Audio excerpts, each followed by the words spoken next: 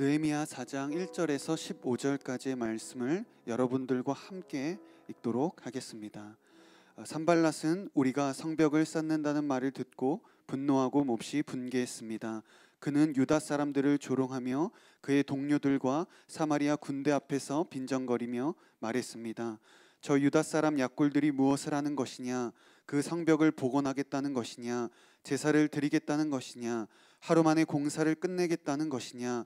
타버린 돌들을 저 흙무더기 속에서 원상복구하겠단 말이냐? 그 곁에 있던 암몬 사람 도비아가 맞장구치며 말했습니다. 그들이 무엇을 건축하든 여우라도 한 마리 올라가면 그 돌 성벽이 다 허물어질 것이다.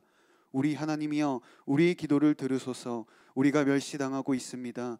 그들이 하는 욕이 그들에게 되돌아가게 하소서. 그들이 포로가 돼 남의 땅으로 끌려가게 하소서. 그들의 죄악을 덮지 마시고 그들의 죄를 주 앞에서 지우지 마소서. 그들은 우리 앞에서 주의 얼굴에 욕설을 퍼부었습니다. 백성들이 마음을 다해 열심히 일한 결과 우리는 성벽 전체를 절반 높이까지 복구했습니다. 그러나 산발랏과 도비아, 아라비아 사람들과 암몬 사람들과 아스돗 사람들은 예루살렘 성벽이 복원돼 허물어진 부분들이 점점 메워진다는 소식을 듣고 몹시 분노했습니다.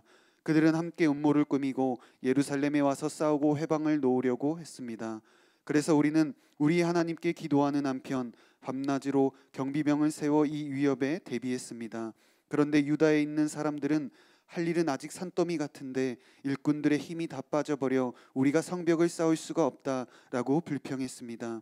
또 우리의 원수들은 그들이 알아채기 전에 우리가 그들 가운데 들어가서 그들을 죽이고 그 일을 중단시켜야겠다라고 말했습니다.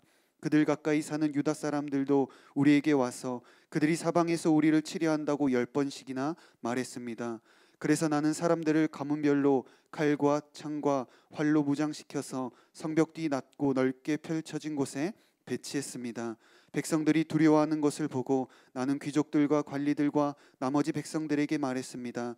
그들을 두려워하지 마시오. 위대하고 두려우신 여호와를 기억하고 여러분의 형제와 자녀와 아내와 가정을 위해 싸우시오.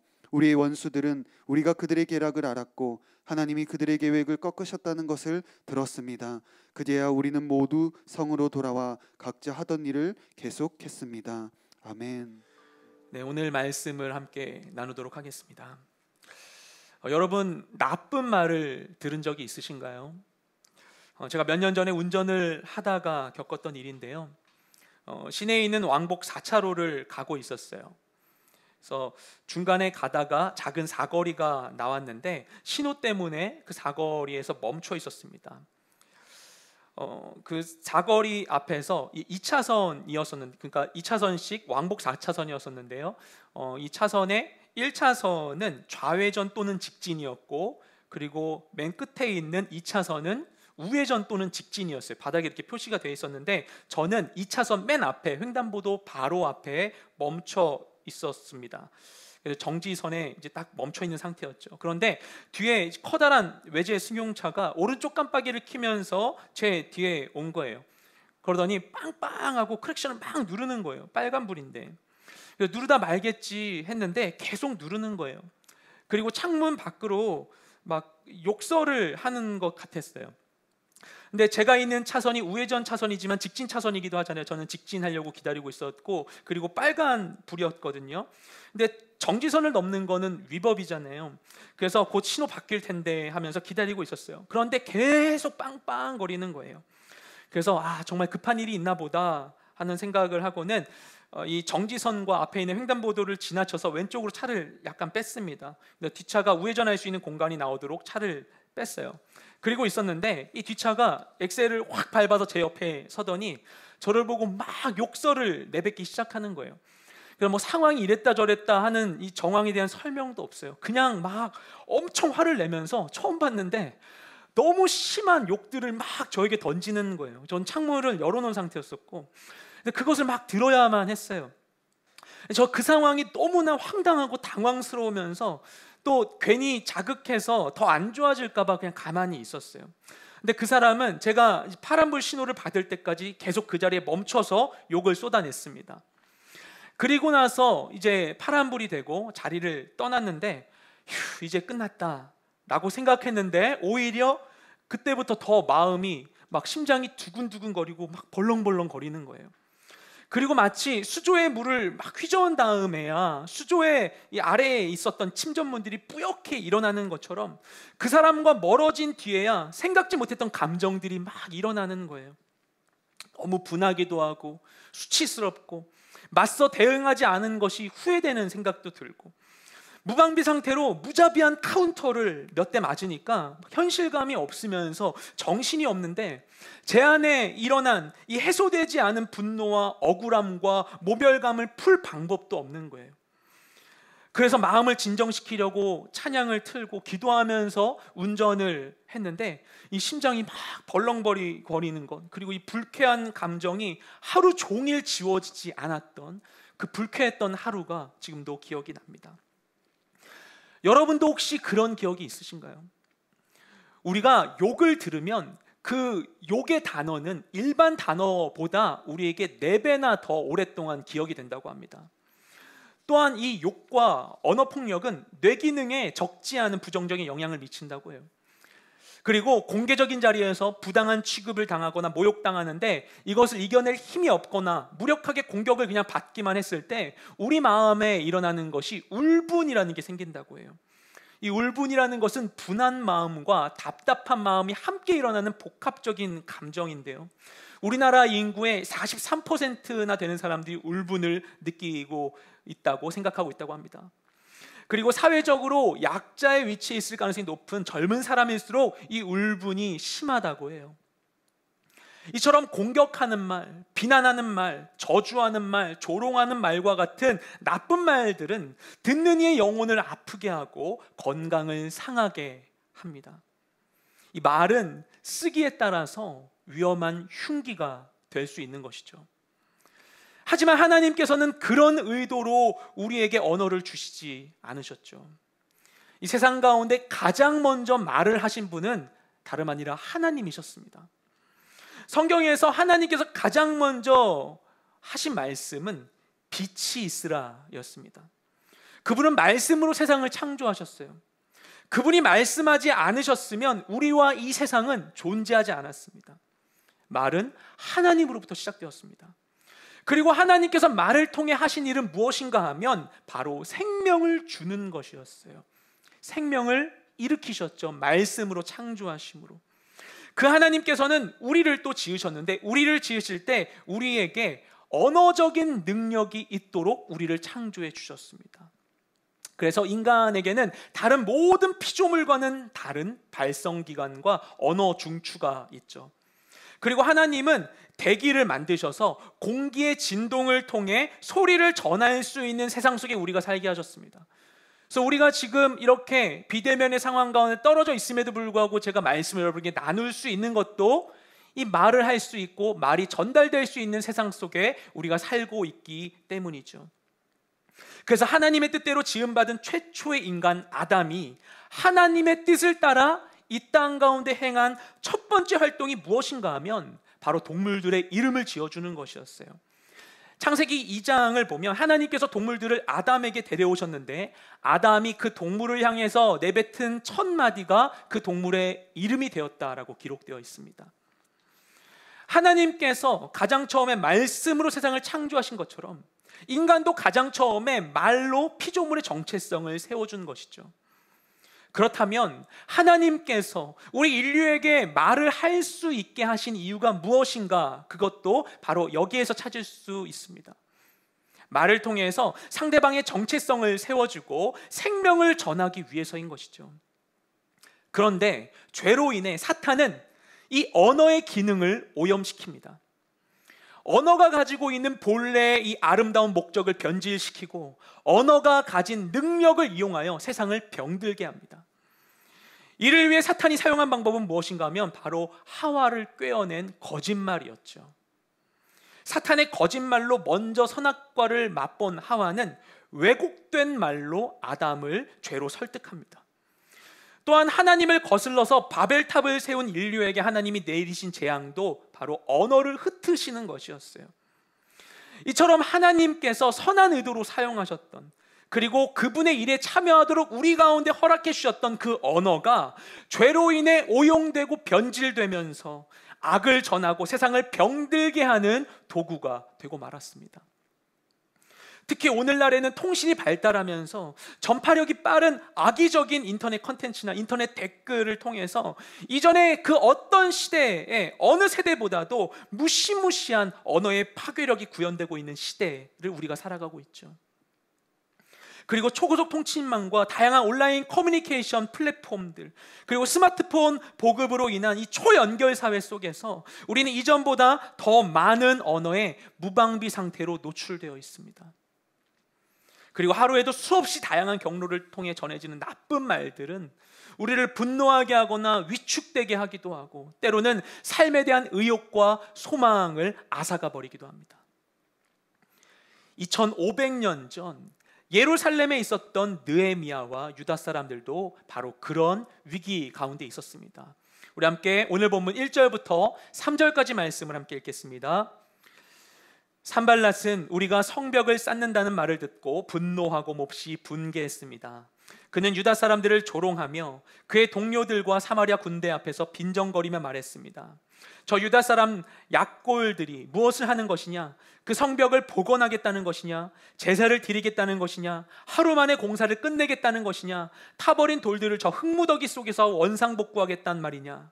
그 곁에 있던 암몬 사람 도비아가 맞장구치며 말했습니다. 그들이 무엇을 건축하든 여우라도 한 마리 올라가면 그 돌 성벽이 다 허물어질 것이다. 아멘. 느헤미야는 지혜롭고 카리스마 있는 지도력을 바탕으로 절망 가운데 있던 동족들을 다시 일으켜 세우고 모두 힘을 합해 예루살렘 성벽 중수를 시작하게 합니다. 이러한 소식은 예루살렘 주변에 있었던 다른 민족들의 지도자들에게도 전파되었어요. 그 대표적인 인물이 예루살렘 북쪽 사마리아 총독이었던 산발랏이었습니다. 그는 예루살렘 성벽 재건 소식을 듣습니다. 1절 본문에 그가 들었다고 하죠. 듣고라고 번역되어 있는 이 단어는 단순히 그냥 이야기를 그냥 듣는 게 아니라 주의 깊게 정보를 취합하고 구체적으로 상황을 파악하는 것을 의미합니다. 예루살렘의 이 포로 귀환민 중에서는 산발랏과 내통하는 자들도 있었기 때문에 산발랏은 그들을 통해서 이곳의 사정을 빠르고 깊이 파악한 것으로 보입니다. 이 상황을 파악한 산발랏은 심히 분노했다고 하죠. 그리고 유다 백성들을 조롱합니다. 이 조롱하는 말에는 유다 백성에 대한 멸시와 비하가 섞여 있었어요. 저 힘없고 미약한 이들이 자기들이 하려고 하는 일이 뭔지는 알고 하는 거야? 라고 이야기하는 것이에요. 유다 백성들은 예루살렘 성벽을 재건할 능력도 없고 그 큰 공사에 대한 이해도 없다고 생각했습니다. 우리 방금 읽은 그 비난의 말들을 한 문장 한 문장 살펴보면 이렇습니다. 그러니까 저들이 정말 자신들의 성벽을 다시 짓겠다고 얘기하는 것이냐, 이게 진실이냐라고 얘기해요. 그리고 제사를 드리겠다는 것이냐, 그러니까 자기들의 신에게 제사를 드려서 신의 힘을 빌어보기라도 하겠다는 것이냐라는 조롱입니다. 제사하고 기도하면 뭐가 될 것 같냐? 라고 이야기하는 거예요. 또 하루 만에 공사를 끝내겠다는 것이냐, 이 말은 하루 이틀 만에 할 일이 아닌데, 그리고 이들은 오랫동안 이 공사를 할 만한 능력도 없는데 그걸 알고나 시작하는 거냐, 하루에 끝낼 수 있다고 생각하는 거냐 라는 뜻으로 이해할 수 있습니다. 그리고 타버린 돌들을 저 흙무더기 속에서 원상 복구하겠다는 말이냐, 이 말에 대한 건 성벽을 재건할 자재를 구할 힘도 없으면서 흙무더기에 이렇게 쌓여있는 과거의 성벽이 무너진 그 잔해들 가운데에서 이 재료를 취해가지고 쌓게 타는 것이냐라고 하는 것이죠. 이 말에 이 산발랏의 부하였던 암몬 사람 도비아도 맞장구 칩니다. 그 성벽에 여우 한 마리가 올라가도 다 무너져 버릴 것이다 라고 선포하고 있죠. 이들이 이 유대 민족을 너무너무 무시하고 있다는 것을 잘 알 수 있습니다. 이 산발랏과 도비아의 이러한 말은 한창 예루살렘 성벽을 열심히 쌓고 있었던 유대 민족들의 이 열정에 찬물을 끼얹고 또 공사가 중단될 수도 있는 위기를 초래하게 됩니다. 아합이 북이스라엘의 왕이었을 때 하나님의 선지자 엘리야가 갈멜산에서 바알 선지자 450명과 아세라 선지자 400명, 도합 850명의 선지자들과 싸워서 승리합니다. 그리고 몇 년 동안 계속되었던 가뭄이 끝나게 하죠. 그때 그 영광스러운 승리의 상황 직후에 엘리야는 겨우 이세벨 여왕 한 사람이 전한 협박 그 한마디를 듣고 두려운 마음에 광야로 도망쳐 버립니다. 그리고 로뎀나무 아래에서 하나님께 힘들어서 못 견디겠습니다, 절 죽여주십시오 라고 고백하죠. 엘리야는 구약의 선지자들 대표하는 인물입니다. 그런 위대한 하나님의 사람 엘리야조차도 권세 있는 한 사람의 말로 인해서 방금 있었던 이 어마어마한 승리의 기쁨을 잃고 한순간에 절망할 수 있는 것이죠. 이처럼 부정적인 말의 힘은 무시무시합니다. 무너진 성벽 안에서 힘없이 버텨오던 유대 사람들과 이들을 이끌었던 느헤미야도 불과 34km 거리에서 자신들을 지켜보고 있던 이 산발랏의 엄포에 두려움을 떨치기 어려웠을 것입니다. 하지만 우리가 알고 있듯이 결국 느헤미야와 백성들은 성벽을 재건하기 시작한 지 52일 만에 이 성벽 재건을 완성하게 됐죠.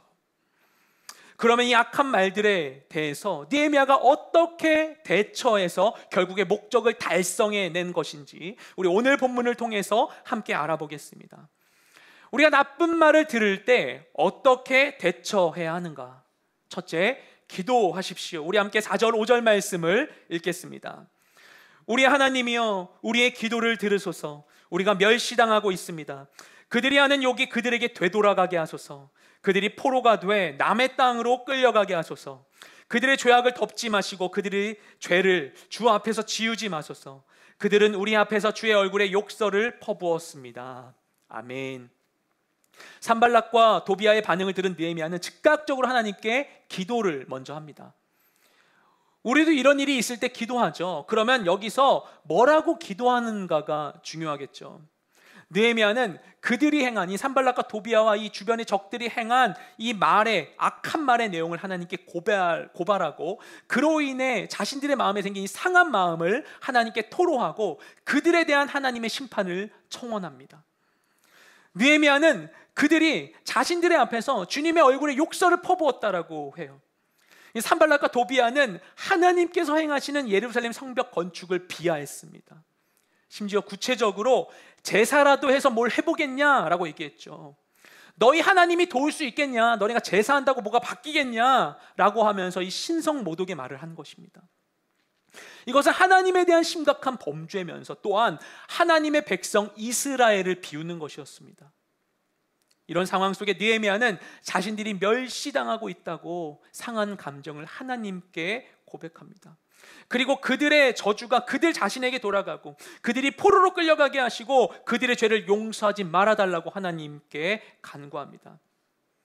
이처럼 느헤미야는 악한 말을 내뱉은 산발락과 도비아에게 직접 나쁜 말로 바로 되갚아주지 않고 그들의 말로 인해 자신들에게 발생한 상처와 아픔과 분노와 판단을 다 하나님께로 쏟아냅니다. 그들로 인해서 자신은 너무나 힘들고 어려우니 하나님께서 판단하시고 심판하셔서 하나님의 정의를 바르게 세워달라고 하나님의 도우심을 구하고 있는 것이죠. 이러한 기도, 이 대적에 대한 원수에 대한 이 고발의 기도를 우리가 많이 볼 수 있는 것이 바로 다윗이 기록한 시편 말씀입니다. 우리 그 가운데 시편 143편 12절 말씀을 읽겠습니다.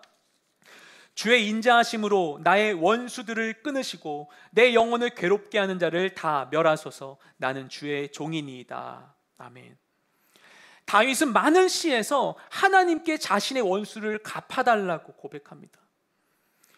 근데 우리가 이것을 읽으면서 의아할 수 있어요. 느헤미야나 다윗은 하나님을 신실하게 믿는 하나님의 사람들인데 어떻게 이런 기도를 할 수 있을까라는 생각이 들 수 있죠. 하나님은 사랑의 하나님이시고 우리는 그분의 명령을 따라 이웃을 사랑해야 하는데 어떻게 이렇게 험악한 기도를 하나님께 할 수 있을까? 이런 기도는 나쁜 기도 아닌가라고 생각할 수 있습니다.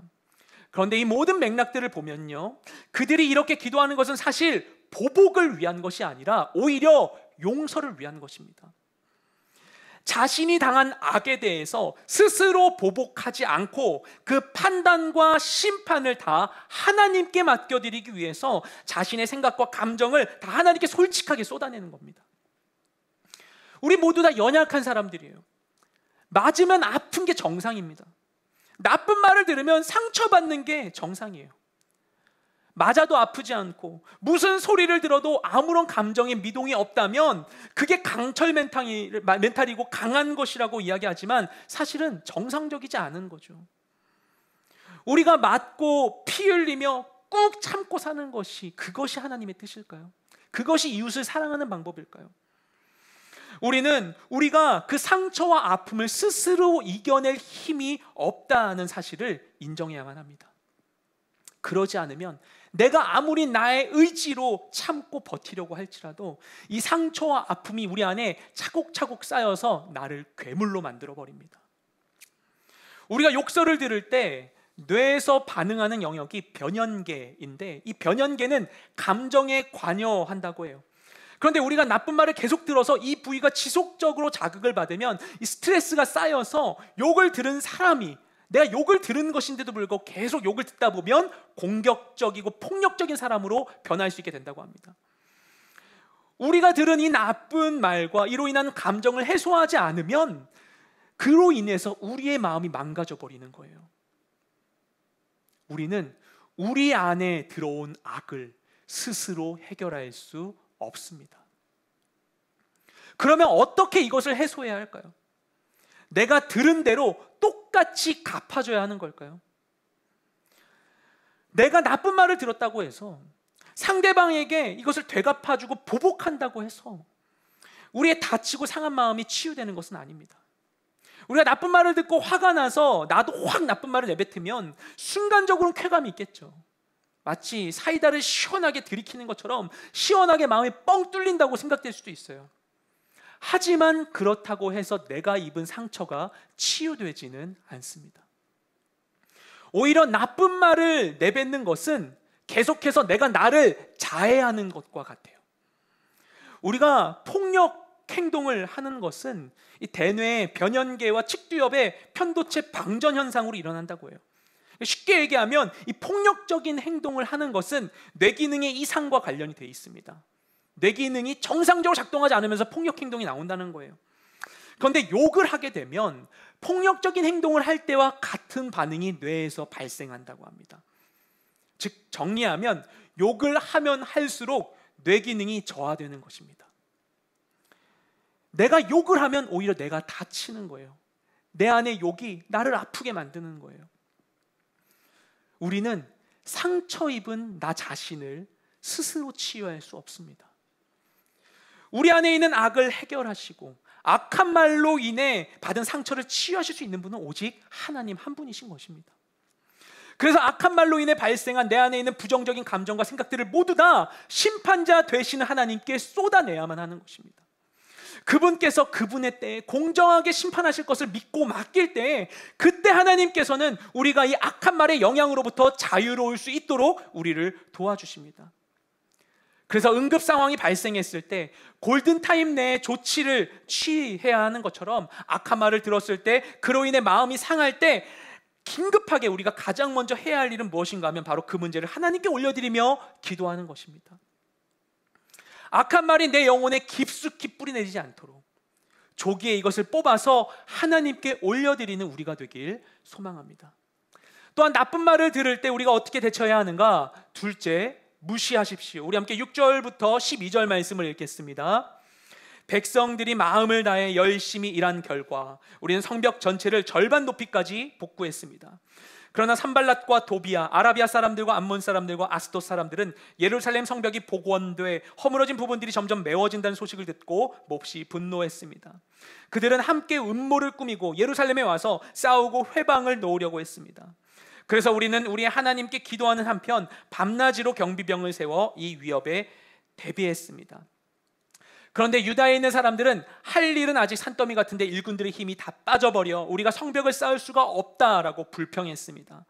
또 우리의 원수들은 그들이 알아채기 전에 우리가 그들 가운데 들어가서 그들을 죽이고 그 일을 중단시켜야겠다라고 말했습니다. 그들 가까이 사는 유다 사람들도 우리에게 와서 그들이 사방에서 우리를 치려한다고 10번씩이나 말했습니다. 아멘.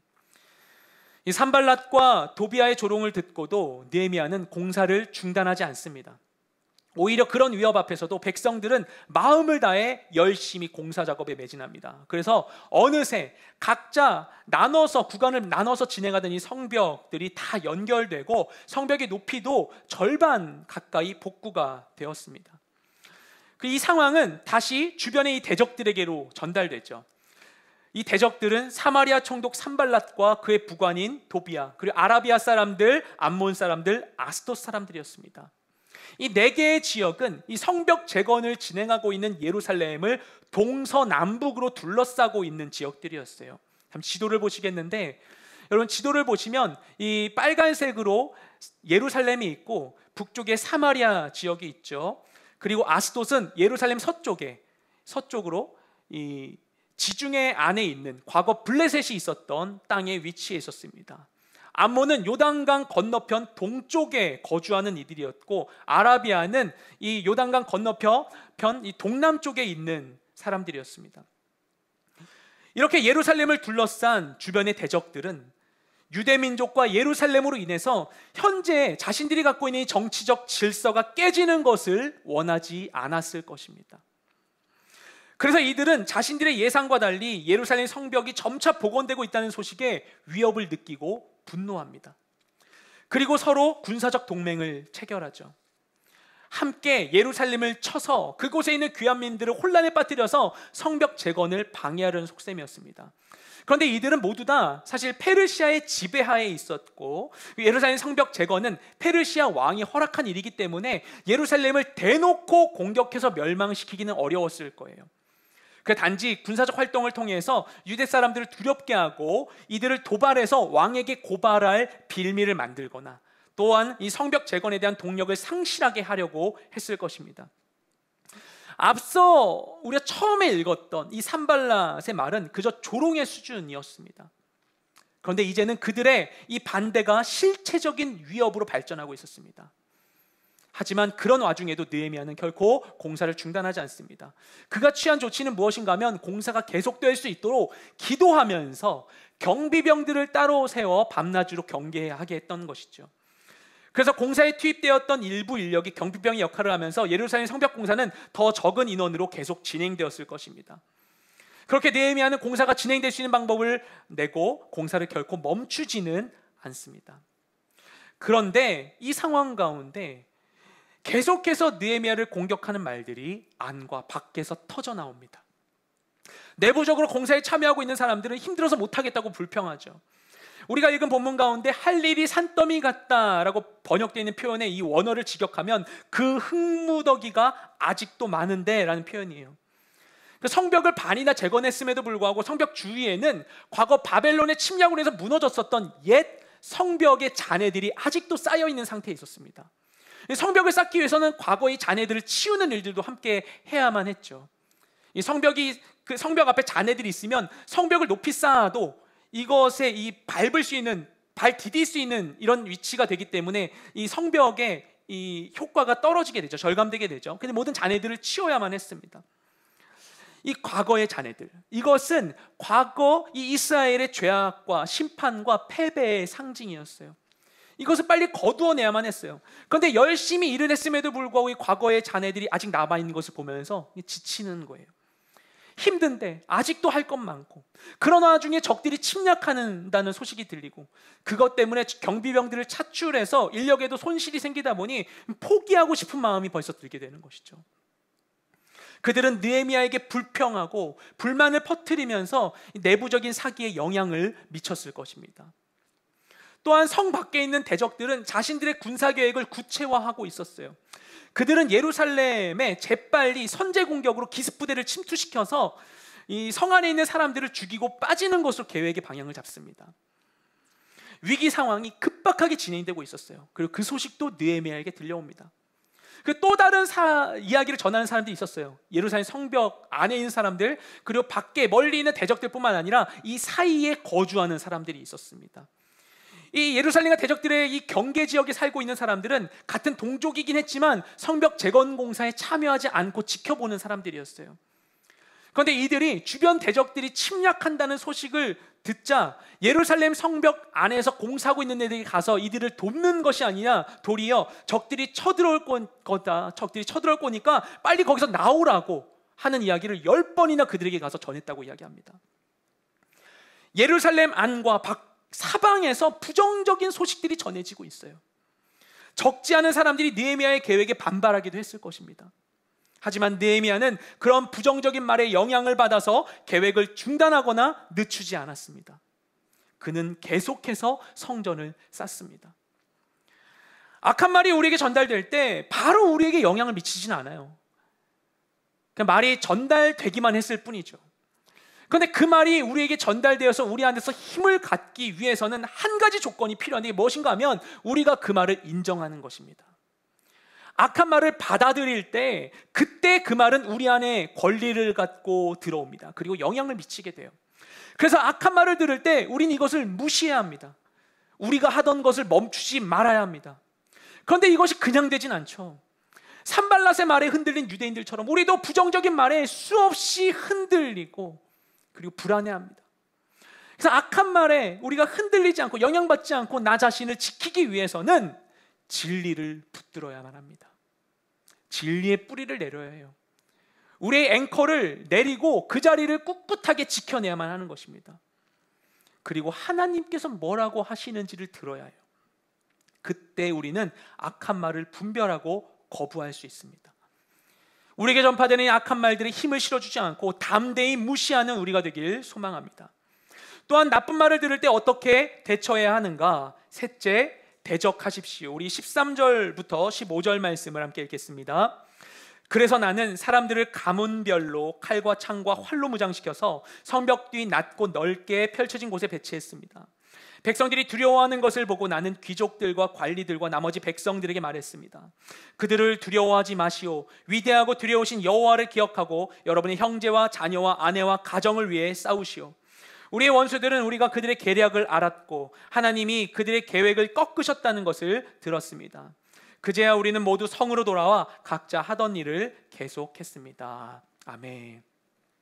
이 적들의 침략이 구체화되어 임박한 상황 속에서 느헤미야는 공사에 참여한 이들을 집결시킵니다. 그래서 어디로 모으냐면은 성벽 안에서 가장 낮고 넓은 곳에 사람들을 모아요. 한 자리에 모일 수 있게 한 것이죠. 그곳 가운데 가문별로 이들이 모이게 하고 칼과 창과 활로 무장시켜서 이 반쯤 세워져 있는 상태의 이 성벽의 안전함 속에서 적을 효과적으로 대적하게 합니다. 그리고 이 집결해 있는 사람들에게, 이 군사들에게 훈시를 하죠.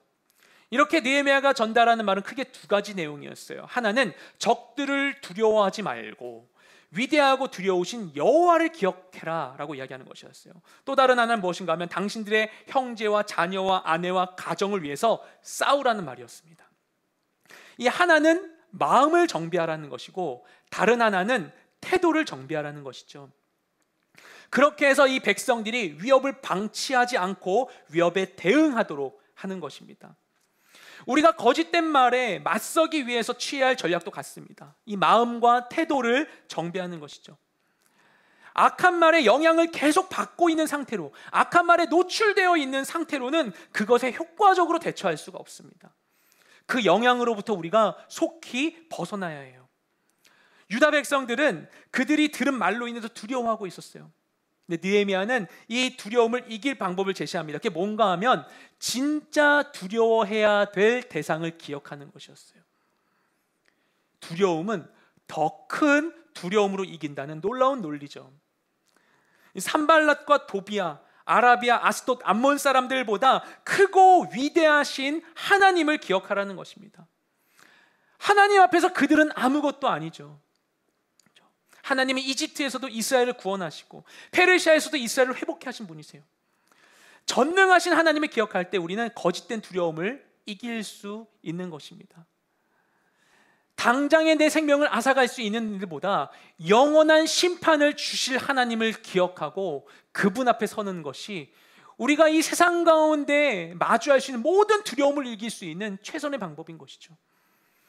코로나로 인한 위기 가운데서도 코로나 바이러스보다 크신 주님을 기억해야 합니다.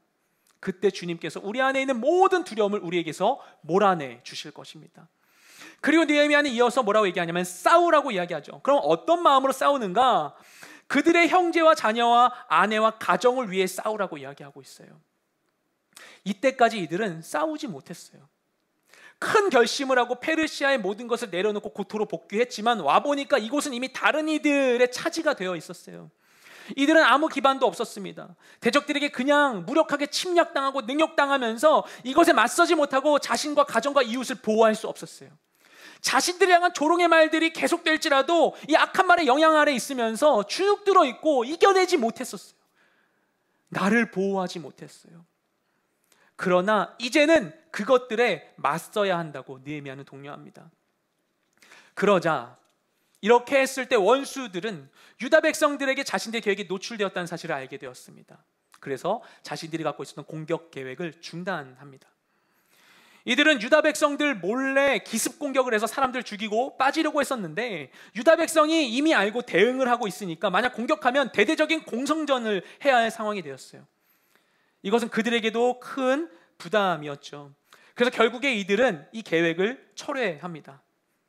하나님께서 이 일 가운데 함께 하셔서 그들의 계획을 꺾으신 것이죠. 악한 말들을 들을 때 그 말들에 일일이 대응하고 맞서는 것은 불필요한 에너지를 소모하는 일이에요. 우리가 맞선다고 해결되지 않아요. 그래서 앞서서 악한 말 들으면 바로 대응하지 말고 하나님께 아뢰고 그리고 무시하라고 말씀드렸죠. 하지만 그렇다고 해서 나쁜 메시지에 계속 나의 귀를 열어둘 필요는 없습니다. 그것을 듣고 있을 이유는 없어요. 싫어하는 것, 나를 해치는 것, 불쾌한 것에 대해서는 명확히 선을 긋고 거부의 메시지를 표시할 수 있습니다. 원치 않는 말에 대해서 이것을 듣지 않을 권리가 우리에게 있습니다. 그렇게 이 악한 메시지로부터 나의 귀와 마음과 삶을 보호해야 하는 것이죠. 나쁜 말이 선포되는 것을 방치하지 말고 그것이 나를 괴롭히도록 허용하지 말고 악한 말에 대해서는 당당하게 선을 긋고 맞서는 우리가 되기를 소망합니다. 우리가 하루하루 단 하루를 살면서도 우리는 일상 중에 정말 많은 말들을 주고받습니다. 그렇게 많은 말들 가운데 있었던 하루를 보내며 어떤 날은 녹초가 되기도 하죠. 하루 동안 우리의 영혼이 어떤 말들을 받고 또 전했었는지, 그래서 우리가 어떤 영향 가운데 있었고 그 어떤 영향이 우리 안에 남아있는지 우리는 다 알지 못한 채, 다 해소하지 못한 채, 다 씻어내지 못한 채 하루를 마감하곤 합니다. 몇 년 전에 옥상달빛이라는 이 그룹이 부른 수고했어 오늘도라는 노래가 큰 인기를 얻었었죠. 다들 아실 텐데 후렴구가 이렇습니다. 수고했어 오늘도 아무도 너의 슬픔에 관심 없대도 난 늘 응원해 수고했어 오늘도 라고 하는 후렴구죠. 이 노래를 많은 사람이 들으면서 하루를 마감했어요. 이 곡에 대한 이 대중적인 인기가 오늘을 살아가는 우리들이 정말 듣고 싶은 말이 무엇인지를 쉽게 짐작하게 합니다. 지금까지 오늘 본문에서 느헤미야가 이 보여준 이 행동을 통해서 우리가 나쁜 말을 들을 때 어떻게 대처해야 할지를 함께 나눴는데요. 나쁜 말에 대처하는 가장 좋은 방법 중에 하나는 무엇인가 하면 좋은 말을 풍성하게 하는 것입니다. 하나님께서 천지를 창조하실 때 6일의 창조가 있기 전에 그 상황이 어땠는가, 하나님 말씀으로 세상을 창조하기 직전의 상황은 어땠는가에 대해서 성경은 이렇게 이야기합니다. 우리 창세기 1장 2절 말씀을 함께 읽을게요. 땅이 혼돈하고 공허하며 흑암이 깊음 위에 있고 하나님의 영은 수면 위에 운행하시니라. 아멘. 땅이 혼돈하고 공허하며 흑암이 깊음 위에 있는 이 세상을 향해서 하나님께서는 말씀으로 창조를 진행하세요. 그러면서 혼돈과 공허로 가득하여 있는 이 세상을 찬란한 생명으로 채워주십니다. 이처럼 혼돈과 공허로 가득한 세상을 아름답고 가치 있게 채색하기 위해서 우리가 할 수 있는 것은 무엇인가 하면 선한 말, 좋은 말을 선포하는 거예요. 우리가 그런 말을 전할 때 그 말이 하나님이 하신 것과 같이 생명을 전달하고, 범죄하기 전에 아담이 처음에 했던 것과 같이 바른 정체성을 세우는 일이 될 것입니다. 우리는 만나는 모든 사람들에게, 그리고 가깝고 먼 사람에게, 또한 자기 자신에게 선한 말을 전해야 합니다. 그리고 그것을 위해 우리가 놓치지 말아야 할 것은 무엇인가 하면 진리의 말씀을 꼭 붙들고, 나를 향해 하나님이 나에게 이 순간 뭐라고 말씀하신지 귀 기울이고 그것을 찾고 듣는 거예요. 정말 듣기 힘든 말들, 나의 마음을 힘들게 할 때 하나님께 올려드리고, 하나님 말씀해 주세요. 하나님은 어떻게 생각하세요? 그 말이 맞아요? 이 말이 진짜입니까? 내가 이 말에 힘을 줘야만 하겠습니까? 라고 그분께 물어야 돼요. 하나님 나에게 말씀하여 주시옵소서. 주님은 어떻게 생각하시니라고 그분의 뜻을 구해야만 합니다. 그때 이 진리가 분명 우리를 자유케 할 것입니다. 오늘, 그리고 우리가 살아가게 될 한 주 동안 오늘의 이 말씀을 기억하면서 악한 말들을 분별하여 대처하고, 그 대신 그 자리 가운데 선한 말에 이 씨앗을 심는 우리가 되길 소망합니다. 그렇게 될 때 우리가 뿌린 모든 씨앗이 반드시 하나님 예비하신 추수의 때에 아름다운 열매로 거둬지게 될 줄로 믿습니다. 우리 그 마음을 따라서 오늘 주신 그 말씀의 은혜를 따라 이 시간 하나님 앞에 기도하며 나아가기 원해요. 여러분 각자의 자리 가운데에서 이 시간 조용히 눈을 감고 하나님 음성에 귀 기울이기 원합니다. 내 마음 가운데 내가 들었었던, 아직 해소하지 못한, 또는 내가 그것이 문제인지도 인식하지 못하고 있었던, 나에게 지속적인 상처를 주는 어떤 말이 있다면, 아니면 어떤 상황이 있을 때, 어떤 자극이 있을 때 반복해서 내 안에 계속 떠오르는 어떤 말, 나를 비난하고 저주하고 나를 비하하는, 조롱하는 그 말이 있다면 이 시간 그것을 주님께 올려드리기 원합니다. 주님, 이것을 주님께 고백합니다. 주님 받아주시옵소서. 내가 그 말로 인해 내 마음이 상합니다. 그 말로 인해 내가 병들어 있습니다. 주님, 모든 것을 주님께 올려드리니 이것을 내 마음 가운데 거두어 주시옵시고, 그리스도의 보혈로 나를 씻어 주시옵시고, 나의 영혼을 정결케 하여 주시옵시고, 주님 안에 강건하게 살아가는 모든 인생 되게 하여 주시옵소서. 그 모든 악한 말들을 아버지 주님께서 아시오니 주님께서 판단하시고 공의롭게 주님이 심판하여 주시옵소서. 우리 모든 마음들 상한 말로 인해서, 나쁜 말로 인해서 닫혀있는 우리 모든 마음을 주님께 올려드리며 이 시간 주님께 기도하며 나아가기 원합니다. 기도하시겠습니다. 아버지 감사드립니다. 아버지, 우리 모든 마음을 주님께 올려드립니다. 성령이 우리 가운데 임하여 주시옵소서. 빛으로 이 시간 우리의 마음을 비춰주시옵소서. 주님의 빛으로 우리의 마음을 밝히 비춰주시옵소서. 어둠 가운데 감춰져 있던 모든 것들이 빛 가운데 환히 드러나게 하여 주시옵소서. 주님, 우리 마음 가운데 있는 이 모든 악한 말들, 우리의 마음을 상하고 다치게 했던 그 모든 말들, 아버지 우리가 포기하게 하고 좌절하게 하고, 아버지 우리가 움츠러들게 하고, 아버지 우리가 믿지 못하게 하고, 아버지 우리가 낙망하게 했던 그 모든 악한 말들을 주님께서 거두어 주시옵소서. 내 마음밭을 주님께서 쟁기로 아버지 하나님 아버지 긁어 주시옵시고, 아버지 이 땅을 새롭게 정결케 하여 주시옵소서. 진리의 말씀이 심겨질 수 있도록 나의 마음을 옥토로 아버지 하나님 주님께서 아버지 하나님 정결하게, 아버지 하나님 건강하게 새롭게 다져주시옵소서. 주여, 우리 가운데 임하여 주시옵소서. 너는 할 수 없다고, 넌 나쁘다고, 아버지 하나님 아무도 너를 좋아하지 않는다고, 사랑받을 수 없다고, 아무것도 할 수 없을 것이라고 나를 향해 내뱉었던 그 모든 악한 말들을 주님께 올려드립니다. 모든 악한 말들을 주님께 올려드립니다. 나는 이것을 스스로 해결할 수 없고, 나는 이것으로부터 나를 보호할 수도 없습니다.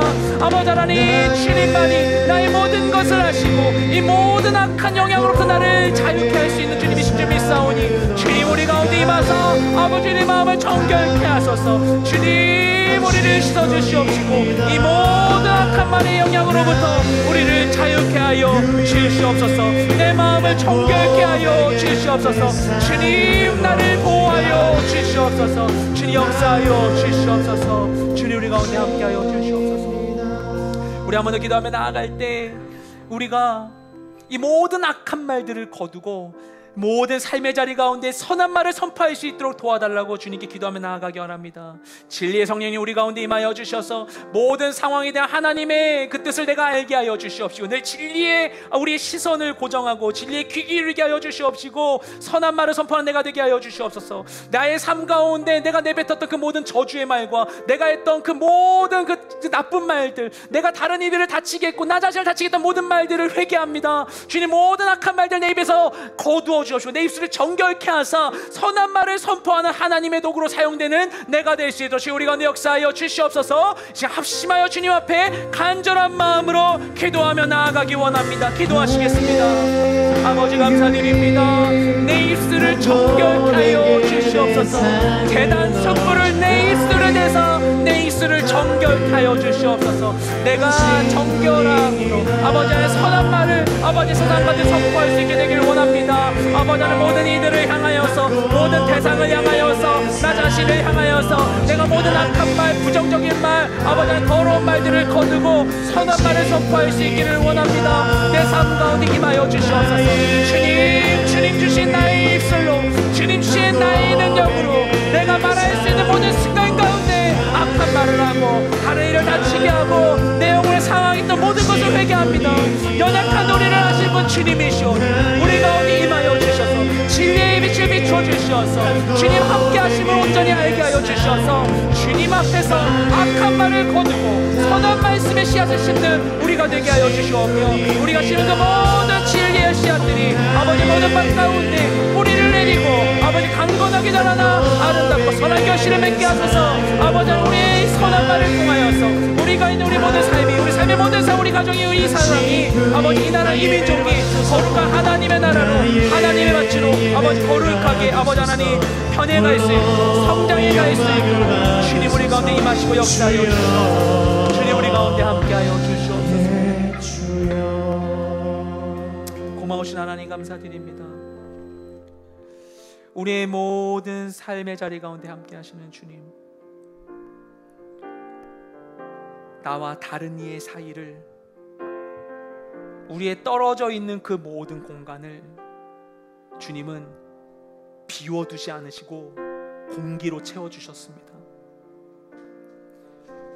우리의 육체가 서로 떨어져 있을지라도 우리가 그렇게 해서 고립되는 것이 아니라 우리의 사이를 채우고 있는 공기를 통해 소리가 전달될 수 있도록, 말을 통해 하나 되고 말을 통해 마음을 나눌 수 있도록 주님 우리를 창조해 주셨습니다.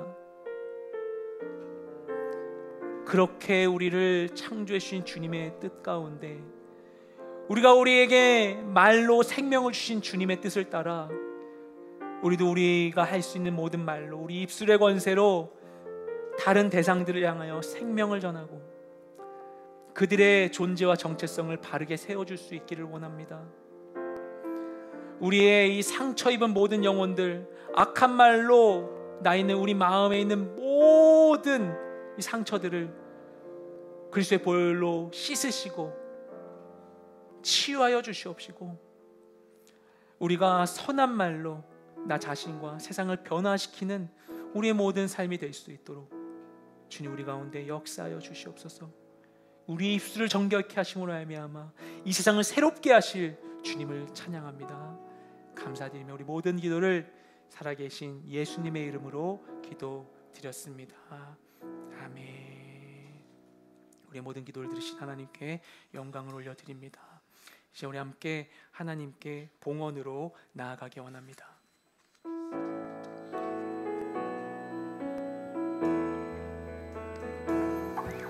주 선한 능력으로 안으시네, 그 크신 팔로 날 붙드시네.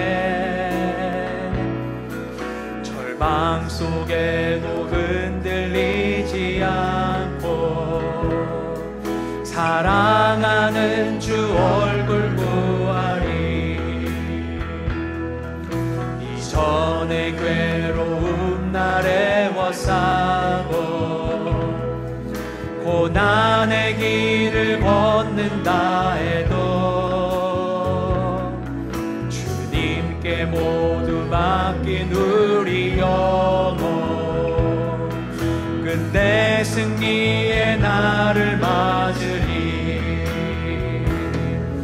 선한 능력으로 일어서리. 주만 의지하리 믿음으로. 그리고 내 안에 주 오실 그날 영광의 새 날을 맞이하리. 주님이 마신 고난의 승자들 우리도 감사하며 받으리. 주님의 남은 고난 채워가며 예수와 복음 위에 살리라. 선한 능력으로 일어서리. 주만 의지하리 믿음으로. 그리고 내 안에 주 오실 그날 승리의 새 날을 맞이하리. 기도하시겠습니다. 주님, 우리 가운데 늘 함께 하심을 믿습니다. 모든 상황 가운데 우리와 함께 하시는 신실하신 주님을 바라보며 우리 삶 가운데 허락하신 것에 감사함으로 우리에게 주신 일부를 주님께 올려드립니다. 주님께 드려지는 우리 모든 예물들, 또 우리 삶의 모든 헌신들, 하나님의 역사하심에 대한 우리의 감사와 찬양의 반응이 오니 주님 기쁘게 받아주시옵시고 하나님의 나라와 주의 영광을 위하여 거룩하게 지혜롭게 사용되게 하여 주시옵소서. 또한 그와 같은 마음으로 이 고난의 시기 가운데 신실하게 주님을 섬기고 있는 모든 선교사님들, 또 목사님들, 성도님들 계십니다. 우리 모든 삶의 자리 가운데 함께하여 주셔서 오늘의 우리 모든 수고가 주님 앞에 바르게 사용되어 주님 영광의 때에 아름다운 결실을 이룰 수 있도록 주님 역사하여 주시옵소서. 그렇게 행하실 줄 믿사오며 이제는 우리의 유일한 소망 되시는 예수 그리스도의 은혜와 아버지 하나님의 사랑하심과 성령의 교통하심이 하나님의 은혜를 쫓아 모든 상황 가운데 악한 말의 영향을 거두고 선한 말을 심기 원하는, 그래야 주님의 아름다운 창조와 회복의 사역 가운데 동참하기 원하는 이 자리에 있는 모든 주의 자녀들 가운데 이제부터 영원토록 함께 계시기를 간절히 축원하옵나이다. 아멘. 오직 예수 나의 믿음 십자가 능력 속에 빛나는 영광 내 모든 승리로 주님께 영광을 나의 힘 나의 소망